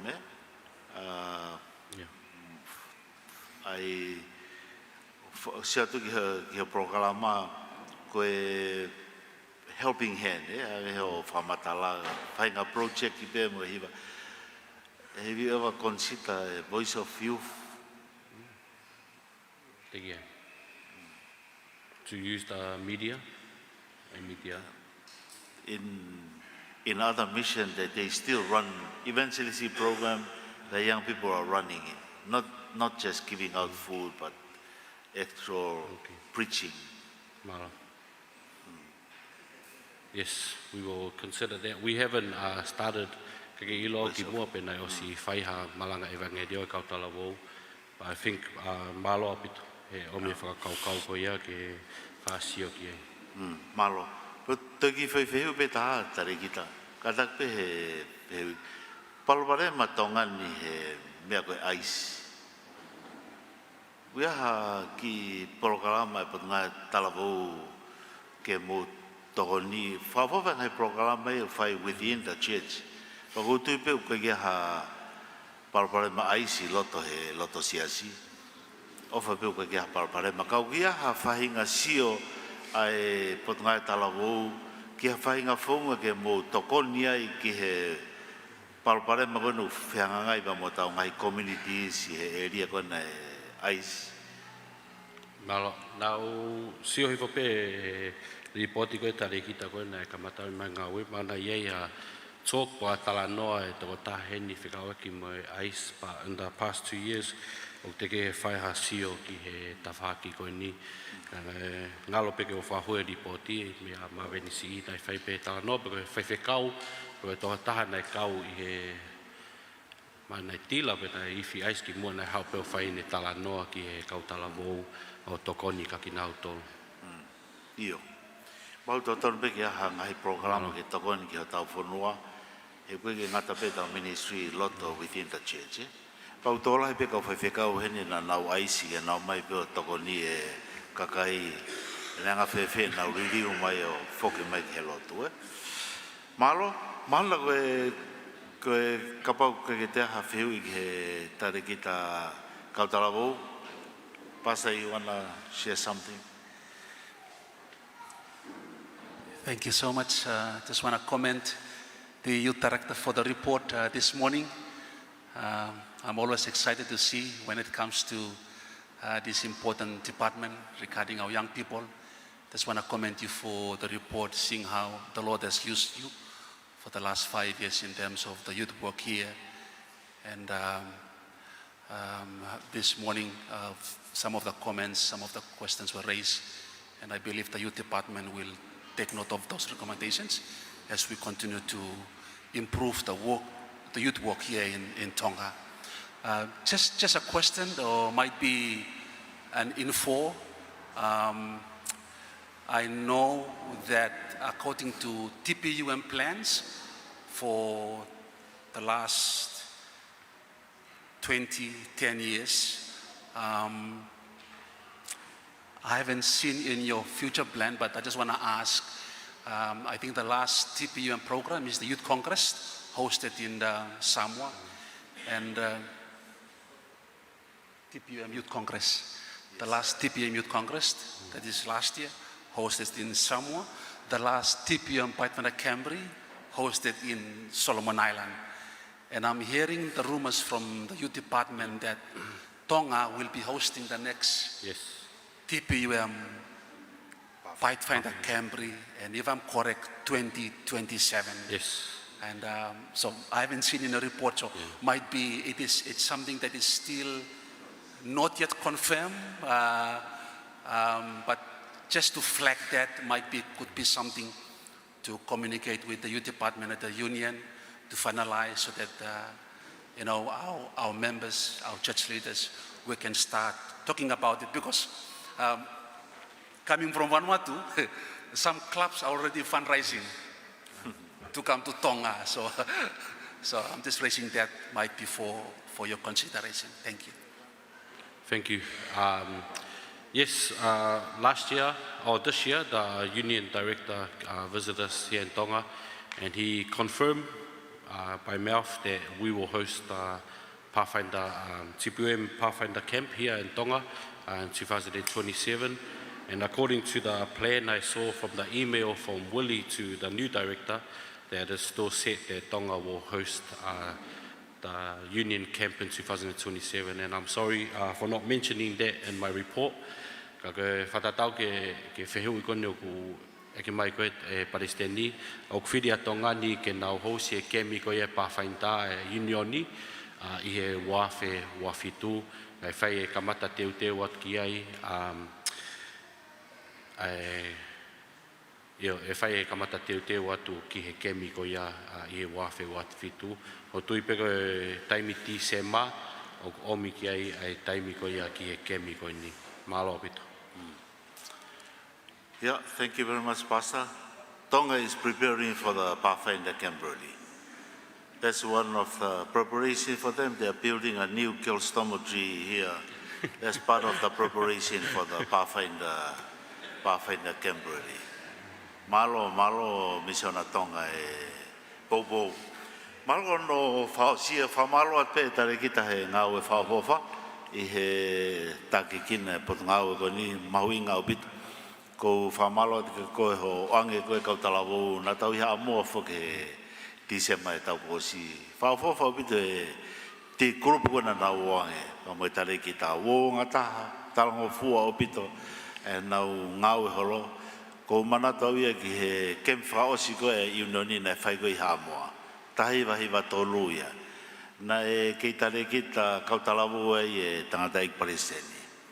Pena iki palpare mahalo kau security hono Tonga e holo ne kau talavou he nawa he ron na tore kau ngapi ko e whainga kemi kai wha kau talavou na ke lavang ko moe ki ha moa kai ke palpare me kau security he kau talavou e toui he taimini toui ko e paisenia na ki palpare me kau whamalo lahia tia ko he ngau e lere mo hanga o whahoko I he tapaki koe ni. Tau ki hiki ni mai peho no receive no mau e report e kautalawo, pe au siko ea pato ki whaha lot, pe tuanga rewa ki he tau sea ki hao mai hoka te tau au e.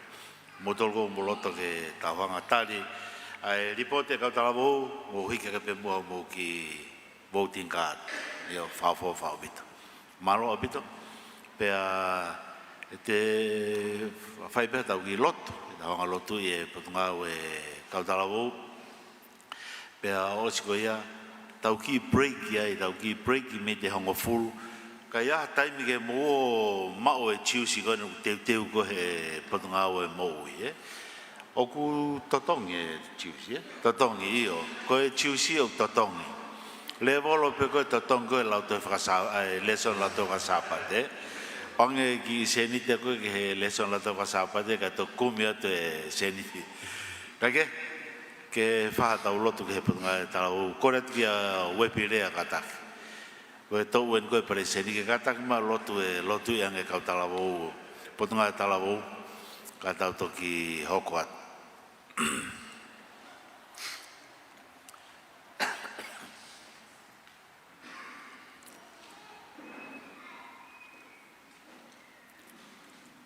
Tau lotu.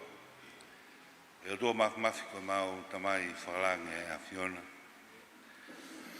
Fia ka koa fia ho mau ngahi loto I he hoa koen, he mau whakataha mai I malu e whare koen. Mau tangutu ai pe mau whanongo ki he ngahi report, ola e ngahi ngā ue.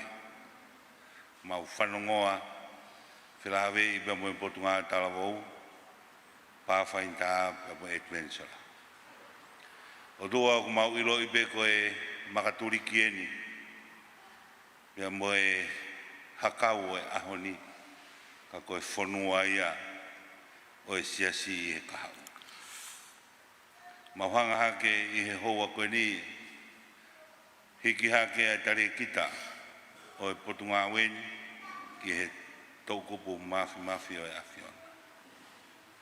Whakaiwia ia, whakapotoa ia, pia whaki mua sino mo I lelei, ke fua aki e ngahi whatongia I he whunga waka e Afiona. Mauhanga hake I he howani, Te kakiha ke tūnga mātua ko kau whaiwhikau. Ho siasi ka koe sino hā mai o e awhiona. Ia moe nau ngahi polokalama ko toa pe. Ke whakaiwia pe me langina mo whakatonua. Mau hanga haki eiki ko sea e kau maa na tokoni, skeritari, pong koin. Tuke mau inasi kotoa i e tāpuaki ko ke wahe. I he pongini ke mau inasi kotoa i he malu e whareini. Mau hanga hake ko e whalafononga ai he kahau o koe koha pore o whaingufua. Mau te kaki hake peke a Fiona. Haere mai, tatake ai whanonga. Toko ke tatake tare ki tāpea mau mui ai. Ai kau takilot, ai kau whaiwhikau. Ai kau talavou pa pehe au sia mau whanau. Ke nau ilo koe halanga whanonga. Ke mau maua ai kolo e tala o wha. Ko ke teu maki mau tolo. Kaua i he toenga polokalama a koeni. E tuku pe ke toka ringoringo ho merino. Ia mo e tāpua ki ai a Fiona. I ho mau ngahi loto. Mau kore kotoa ngahi tāpua ki mo ngahi leleini. Ua whapeo alko si Jesu Christ ko mau whamoi. Amen. Amen. Maro.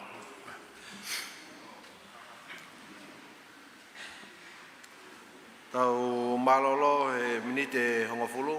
Oskua tāpe tau whoki mai. Moi mau mai e nominating committee ke o mai nau report urak ke whakataha. Malo bit